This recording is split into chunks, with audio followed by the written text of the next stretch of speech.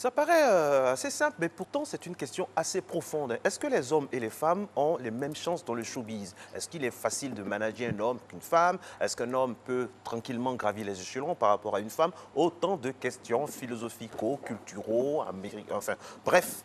On va tout savoir aujourd'hui avec un homme consultant. Il a une casquette multiple et multiforme, une veste aussi multiple et multiforme parce qu'il intervient à plusieurs endroits. Delors Inabo, bonjour. Bonjour. Comment ça va bien? Tout va bien. Merci. Bien ou bien? Bonjour. Ça va? Bonjour. Alors, quel est le postulat? Homme-femme, ils ont la chance. Est-ce qu'ils ont la même chance dans le showbiz? Quand on dit ça comme ça, qu'est-ce que ça vous attire comme appréhension ou commentaire? Bon, la question est difficile parce qu'on parle de gens. Partout on parle de gens, on a forcément des a priori. On est confronté à des réalités qui varient selon qu'on a affaire à une femme ou à un homme.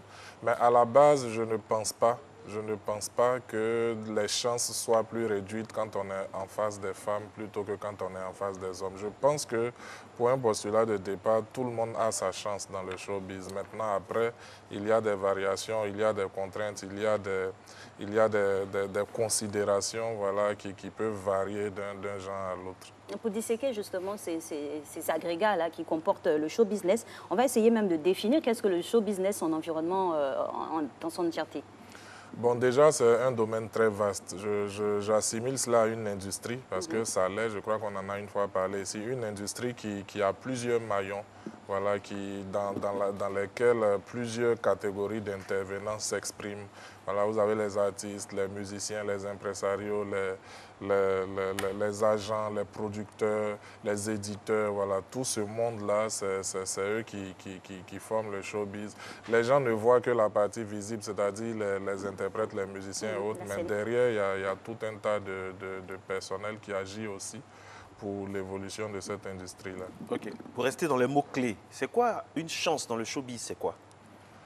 Bon, une chance, comme je l'ai déjà dit ici un jour, je ne crois pas en la chance. Par contre, je crois aux opportunités. Voilà, dans le showbiz, effectivement, il y a des opportunités. Il y a des opportunités provoquées, mais il y a aussi des opportunités qui nous tombent là-dessus. C'est comme ça que ça se passe. Alors, partant de cette définition-là, la question est-ce que ça varie selon qu'on soit homme ou femme? Est-ce que les opportunités varient selon qu'on soit homme ou femme? Voilà la vraie question. En fait, moi, je pense que certaines personnes sont convaincues que quand on est femme, ce n'est pas aussi évident que quand on est homme. Et je crois même qu'il y a plusieurs femmes dans le showbiz qui pensent ça. C'est pour ça que vous observerez que parmi les chanteuses femmes, il y a d'autres atouts qui sont mis plus en avant que la chanson elle-même. Regardez bien parmi nos artistes femmes en Côte d'Ivoire ici. Vous verrez que pendant qu'elles prestent, elles attirent notre attention sur d'autres atouts, les atouts charnels, les atouts corporels. Mais nous parlons ici de chansons. Quand nous devons acheter ton CD, nous n'allons pas voir tes seins, tes fesses, ton ventre. Ce n'est pas ça qui nous pousse à acheter ton CD. Nous voulons consommer la musique. Mais si déjà, dès le départ, vous pensez que vous partez avec des chances réduites, que vous voulez équilibrer avec j'ai envie de dire, vos atouts physiques, en ce moment-là, vous-même, vous biaisez un peu le... Mais qu'est-ce qui est installé l'a priori, à votre avis? Bon, comme tout a priori, on ignore toujours les sources. C'est un ensemble de conceptions très souvent erronées, voilà, qui nous fait penser ça. Je vous parlais d'opportunités. Alors, les opportunités, comme j'ai dit, il y en a qui se provoquent. Mais on est malheureusement dans un milieu vicié et vicieux. Voilà. Certaines personnes peuvent penser que je dois aller provoquer mes opportunités en offrant ce que je peux être seul à offrir, c'est-à-dire les charmes, par exemple, de mon corps ou ma beauté, etc. C'est des cas réels, ça existe, ok? Alors, le garçon qui est talentueux, qui n'a pas d'ouverture parce qu'il n'a rien, en griffe à proposer, se verra lésé face à une jeune dame qui est très belle, qui a tous les beaux atouts et qui a mis, enfin, qui conçoit qu'il faille qu'elle mette ça à disposition, en griffe, pour pouvoir avoir certaines opportunités. Okay. Je vais voir déjà des féministes s'élever parce que les images, oui. non, attendez, l'image est très importante dans le showbiz. Quand vous parlez comme ça, est-ce que ce n'est pas un peu... Il y a des femmes qui peuvent chanter sans forcément... On a des chanteuses à voix qui n'ont pas forcément besoin de montrer d'autres choses. Et puis bon, où je suis aussi d'accord avec vous, c'est que dans certains clips, il y a toujours la séquence piscine. Vous voyez, il y a toujours la séquence piscine. Alors, tout ça, est-ce que c'est pas un couteau à double tranchant dans cette industrie-là? Oui, mais si, bien sûr, malheureusement, c'est pour ça que moi, je suis pour le fait qu'il faille faire de la musique. En fait, c'est vrai que l'image compte. Mais revenons même en Côte d'Ivoire. Vous avez Antoinette Konan, c'est une star ici. Elle a fait son époque. Vous avez Antoinette Alani, vous avez Tiane, vous avez Alice Sofa, vous avez tous ces grands noms-là qui, quand bien même elles ne chantent plus en tant que telles, continuent d'occuper un espace dans notre environnement culturel.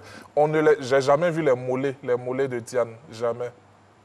Je vous parle de Mollet. Avec toutes ces dames-là, c'est des incarnations de décence dans la manière de se vêtir, etc. La maman, la Thérèse, qui vient de nous quitter, c'est tout un modèle en matière de vêtements. Voilà. Je veux dire que ce n'est pas nouveau. Il y a des dévanciers qui ont assuré tout en étant décents. Alors, l'opportunité, on va la chercher, mais pas toujours de la manière la plus facile. Donc, ce que ici vous êtes en train de décrier, c'est cette nouvelle junte féminine d'artistes qui mettent en avant les atouts qui résume, voilà, qui résume. Mais est-ce que ça fait bouger la balance, à votre avis? Est-ce qu'on parle là d'égalité de chance? J'ai envie de dire malheureusement oui, parce qu'aujourd'hui, nous sommes une société de consommation visuelle. Nous consommons tout ce qui est aguichant, alléchant, voilà, qui attention, ce n'est pas la nouvelle jante féminine seulement. Et par le passé, on a eu des Tchalamouana ici. Ce n'est pas un fait qui est... Encore que... Voilà. C'était des exceptions. Non, c'est pas que c'était des exceptions. Il y avait beaucoup de femmes qui avaient... Non, observons bien. L'Afrique centrale, ce phénomène-là est culturel chez eux. Vous voyez le bip aussi, voilà, est récurrent. C'est culturel chez eux. Encore que Tchalamouana s'habillait. Sinon, traditionnellement, ce sont des pas de danse qui sont exécutés avec très peu de vêtements. C'est culturel, en fait. Ce n'est pas exactement de ça que je parle. Moi, vous voyez, quand on a eu affaire, par exemple, au Mapuka, qui reste une danse noble, on a été tenté d'enlever à cette danse-là son âme, sa décence, ce qui faisait sa particularité, pour greffer à l'intérieur de ce système une espèce de dépravation qui ne disait pas son nom. On a l'impression qu'il faut qu'on arrive là pour que les choses décollent. La faute à qui? Quand ça se passe comme ça, la faute à qui? Parce que les intentions, ce qu'on remarque depuis, c'est que les intentions sont toujours nobles. Une femme peut chanter, elle est belle, c'est normal, elle va se mettre d'une certaine manière. Ça, c'est pas mauvais en tant que tel. C'est pas mauvais. Maintenant, la faute à qui? À quel moment la femme ou bien l'homme peut dévier? C'est le manager, ou les consommateurs même de cette musique-là aussi. Les consommateurs qui demandent ça. Exactement, oui, mais il y a toujours des consommateurs pour ça, Marco. Il y a toujours des consommateurs pour toutes les tendances. Il y a toujours. Maintenant, après, on fait un choix. Je ne parlerai pas en termes de faute, je parlerai en termes de choix. Les gens font des choix délibérés d'aller dans tel ou tel sens. Sinon, à la base, tout le monde est soumis aux mêmes contraintes. Dans une maison comme la RTI, pour t'inviter à une émission comme Tempo ou chose, on ne cherche pas à savoir si tu es homme ou femme. On cherche à savoir si tu es dans l'air du temps, si tu mousses, comme on dit à Yopougon. Voilà, c'est ça qu'on regarde. Maintenant, après, quand on t'appelle et que tu veux montrer autre chose en ce moment-là, observez bien, les réals ont l'habitude de shifter, de montrer, par exemple, le public ou autre chose pendant que ces artistes-là veulent présenter des choses qui ne sont pas culturellement correctes. Vous comprenez? C'est tout dit. C'est tout dit. Bon, parlons de cette manière de se présenter, de s'exhiber là, et de chance pour revenir au sujet. Est-ce à dire que c'est disparate? Parce que quand on présente ça, on est demandeur. Quand on ne présente pas ça, on est has-been. Bon, encore que, est-ce que ceux qui ne font pas ça sont has-been? Aujourd'hui, José, par exemple, notre sœur José, pour moi, elle reste dans le correct. Elle reste dans le correct, mais José, c'est un nom qui tourne beaucoup. Maintenant, il y a d'autres noms que je ne vais pas citer pour éviter la polémique, voilà, mais qui ne donnent pas vraiment satisfaction en termes de décence. Maintenant, après, ça peut être que Deloy Nabo n'apprécie pas, mais ce n'est pas moi qui résume, voilà, tout l'univers culturel ici. Il y a des gens qui aiment, il y a des gens qui consomment ça. Mais ce qu'il faut retenir, c'est que femme ou homme, il y a des critères dans le show business qui départagent. Quand tu as su dans ton domaine, à tous les coups, tu t'imposes. Mais c'est quand tu as un problème pour t'assumer que tu cherches à compenser par d'autres atouts. C'est des échappatoires. Vous êtes manager d'artistes, par exemple, vous, Delors. On vous confie une dame remplie de promesses, qui a une très belle voix, mais qui, bon, par accident, bien par coïncidence, est très belle aussi. Comment vous la coachez? Quelles sont les bases que vous lui donnez? Bon, déjà, à la base, elle n'est pas condamnée à s'exhiber. Parce que ici en Côte d'Ivoire, comme dans le monde entier, il y a beaucoup d'exemples de gens sobres, décents qui ont percé dans le milieu. Alors, le truc avec un artiste, c'est de l'aider à croire en lui-même, à développer son potentiel strict.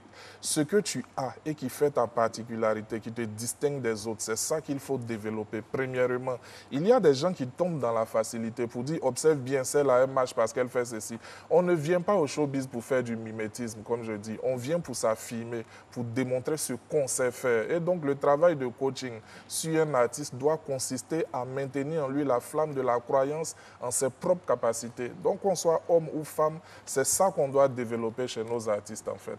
Quand on fait ça, la personne reste figée, concentrée sur ce qu'elle sait faire de mieux. Mais quand on ne travaille pas sur ces aspects-là, on la laisse se balloter au gré des tendances. C'est pour ça que vous allez voir, aujourd'hui, elle fait du raga sexy, demain, elle fait du zouglou sexy, après, demain, elle fait du mapuka techno. Vous voyez des artistes qui sont instables comme ça, à tenter plusieurs mélanges qui, dans le fond, sont vides de contenance. On a décrypté vraiment la physionomie des artistes féminines. Parlons aussi des garçons. On a des ornements aussi à guicheurs. On en a vu avec un monsieur comme Safarel qui n'hésite pas même à enlever le t-shirt pour montrer que bon, il a une belle sculpture et tout ça. Bon, je veux dire, c'est de part et d'autre. Ouais, mais en même temps, vous voyez... des baggy, des t-shirts juste au genou pour qu'on voit un peu le dessous. Au risque de me faire taper dessus par les féministes que semblait craindre Marco tout à l'heure, moi, j'assimile tout ça à la même chose. Comment il s'appelle? Safarel est un jeune homme qui aime enlever son t-shirt et tout, c'est vrai. Ses fans aiment ça. Maintenant, après, est-ce que ça concourt à est-ce que c'est la tendance qu'il... Il mousse, comme vous le dites. Voilà, est-ce que c'est son choix? Le public est demandeur. Voilà, est-ce que c'est son choix? Une frange du public le demande. Voilà, par contre, un homme comme Kejevara ou DJ Mix, vous les verrez toujours en costume, en smoking, etc. On ne les a jamais vus, même en sous-vêtements, vous voyez. Okay. Donc, ça, c'est vrai. La question aussi, c'est vrai on a beaucoup parlé depuis le début de ce créneau-là, de la forme. Et si on parlait aussi du fond, les thèmes, est-ce que pour un homme ou pour une femme, on peut aborder tous les thèmes comme ça dans la chanson? Ah, ça, c'est une très belle question. C'est une très belle question.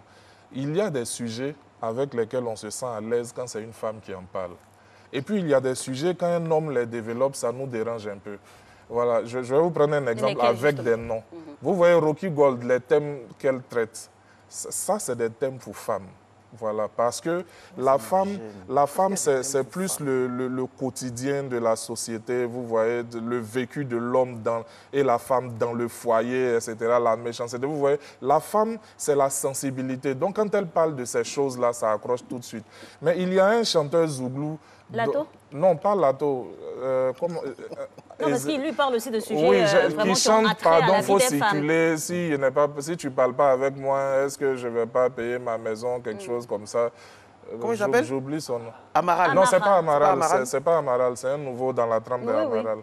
Mais voilà, en fait, moi, quand je l'écoute, sa chanson est belle. Mais son sujet me dérange. Parce que je trouve que ça parle trop pour un homme. En fait, vous voyez, les femmes... Mais c'est un sujet de société, c'est un fait dans lequel voilà, c'est payant autour de lui. Le texte me dérange, c'est une analyse critique, hein, voilà. Le texte me dérange parce que la femme, quand elle exprime un mal-être... concrètement dedans? Oui, la femme, quand elle exprime... Le sujet dévolu aux hommes ou aux femmes? Oui, exactement. Pour moi, il y a des sujets avec lesquels on se sent plus à l'aise. Concrètement, lui, dans le cas d'Amaral, quels sont les phrasés? Quel est le phrasé? À quel moment? Bon, encore que je rappelle que ce n'est pas Amaral, mais on trouvera son nom. En fait, le truc, c'est que le sujet même qui est débattu, Marcelin, honnêtement, si j'ai un petit souci avec toi, au détour d'une conversation téléphonique, c'est géré. Mais quand c'est entre deux femmes, une conversation téléphonique ne suffit pas. Non, ça, c'est déjà pourri. Tout naturellement, c'est un avis personnel. Voilà, il y a des rencontres qui vont s'imposer. Et même souvent, après les rencontres, on digère ce qu'on vient de se dire, on appelle l'autre camarade. Des fois, les femmes sont très gentilles entre elles-mêmes et on aplanit les différends, mais très rapidement, contrairement à certains hommes qui gardent la rancune. Et ça se voit, on voit sur la toile ce qui se passe. De deux côtés, voilà, mais ce que je veux dire, puisqu'on parle de... Enfin, puisqu'on est dans une logique caricaturale, en fait. C'est ce que je veux dire. On est dans une logique caricaturale. Donc, il y a des sujets qui, quand ils sont développés par des hommes... Pour vous, le critique d'art, pour vous, le critique, pour vous, ça vous gêne? Voilà, il y a des sujets qui, quand ils sont développés par des hommes, me dérangent. Okay. Par contre, je me sens parfaitement à l'aise quand j'entends des femmes traiter de ces sujets-là. Voilà ce que je voulais dire. Donc, en si fait. vous êtes manager d'artiste, vous allez orienter de cette manière. Je crois effectivement qu'il y a des sujets que même dans le fond des textes, il faut faire attention à ce qui est développé, en fait. L'amour, c'est un sujet universel. Merci. Et c'est là même que j'en arrivais. Vous m'avez dévancé. Une chanson comme Fakalo, imaginez un homme chanter ça. Il sera la risée de tout le monde. Non, mais quand Betika chante une chanson pareille, même les hommes sont pris. Vous comprenez ce que je veux dire? Imaginez un homme pleurer. Qui nous ont fait pleurer. Non, il y a des hommes qui chantent des chansons d'amour. Soumbil chante des chansons d'amour. Mais je dis, imaginez un homme pleurer une femme dans une chanson. Oui, bien sûr. Je connais ça. Si sa sensibilité se penche vers l'amour ou des chansons. On n'en disconvient pas. On dit simplement qu'un homme qui pleure une femme dans une chanson. On a du Jacques Brel. On a du Francis Cabrel. On a même ici Monsieur Gadjiseli. Non, on n'a pas dit que les hommes ne chantent pas l'amour. Nous disons, un homme qui pleure pour une femme dans une chanson, ça va forcément faire bizarre. Et les chanteurs de zouk alors? Non, ils chantent l'amour. On peut chanter l'amour. On peut dire tu es belle comme une rose. Ça fait pas bizarre quand tu as les jambes d'une gazelle. On peut dire tout ça. Où je comprends un peu de l'or, c'est que nos sociétés africaines sont très machistes. Et puis, c'est vrai, imaginez, Alex, Fakalo. Attendez, c'est vous un peu, mais... Non, mais vous, non. Alex, je suis désolée. Moi-même, Alex, moi, j'apprécie. Non, du tout. J'apprécie bien. Je chante Fakalo devant elle, c'est quoi ça là? Imaginez un homme chanter Fakalo. Il faut chanter du Jaroul, du Tupac, c'est ça? C'est ça que tu veux. Oui, c'est ce que je veux. Non, mais c'est vrai donc, dans le fond, il faut faire attention sur le choix des thématiques débattues, des paroles proposées. C'est comme ça que c'est. Il a parlé de machisme. Bon, peut-être que ce thème-là est un peu dur, mais c'est comme ça que la société... Parce que la chanson, c'est la société, c'est le miroir de la société, vous voyez un peu. Donc, on ne peut pas faire des choses en dehors de nos codes culturels aussi. Donc, justement, il nous reste pas assez de minutes. Quels seraient les conseils pour pouvoir se retrouver et équilibrer les choses pour avoir les mêmes chances? Chanter Fakalo? Pourquoi pas? Si ça non, prend, ça prend. À la base, il faut que chacun développe ce qu'il a de propre, ce qu'il a de talent, ce qu'il a originalité. Oui, c'est ça. Une fois que tu t'assumes dans ce que tu maîtrises, tes chances à toi demeurent intactes. Parce que chacun a son lot d'opportunités, chacun a son lot de chances, comme Marco l'a dit. C'est à toi de t'imposer, de développer ce qui te fait et de te créer ton chemin. Vous êtes directeur responsable de diffusion de clips à la télévision ivoirienne, mais sur une chaîne. Quels sont vos critères pour diffuser un clip? Si vous voyez des clips où il y a des femmes, moi c'est ce cliché-là. Moi aussi ça me dérange. Oui, dans la piscine, ces scènes de piscine, dénudées. Qu'est-ce que vous faites? Qu'est-ce que vous faites? Bon, en réalité, on ne diffuse pas des clips... Parce que quand on parle de homme-femme dans le showbiz, on parle aussi de l'image de l'homme et l'image de la femme dans le showbiz. Mais écoutez, même dans le cinéma, il y a des films d'action, il y a des films pornographiques. Parce qu'il y a des consommateurs de ce genre de films. Pour une chaîne de télévision publique, par exemple. Non, suivons-nous, ok? Donc, quand on vient assumer ce genre de tâches-là, il faut faire attention à ne pas résumer le goût des gens à nos propres préférences. S'il y a des images qu'on trouve avilissantes parce que montrant beaucoup de dénudés, on peut les cataloguer dans une certaine tranche horaire de diffusion. Mais il ne faut pas totalement les supprimer au motif que nous, dans notre prisme, ça passe mal. Tout est une question de programmation. Voilà, il y a des gens qui en consomment et il faut tenir compte. C'est aussi pour eux. Avec des indicateurs comme les moins 18. Voilà. C'est aussi pour eux la télé. Et c'est vrai que la télévision, c'est pour tout le monde et faire plaisir à tout le monde. La télévision, c'est pour tout le monde, homme et femme. Je suis un homme. Une femme à mes côtés. Et bien représenté ici, comme quoi, voilà, on épouse vraiment les idéaux qu'on distille. Merci en tout cas. Ben oui, c'est fini, ça passe tellement vite. Et puis, ne vous inquiétez pas. La sérénade de Marcella arrive en exclusivité pour vous au mois de décembre. Oui, c'est ce que je veux. Et j'espère que vous en aurez aussi chez vous le week-end. Bon week-end à tous. Au revoir lundi. Bye bye.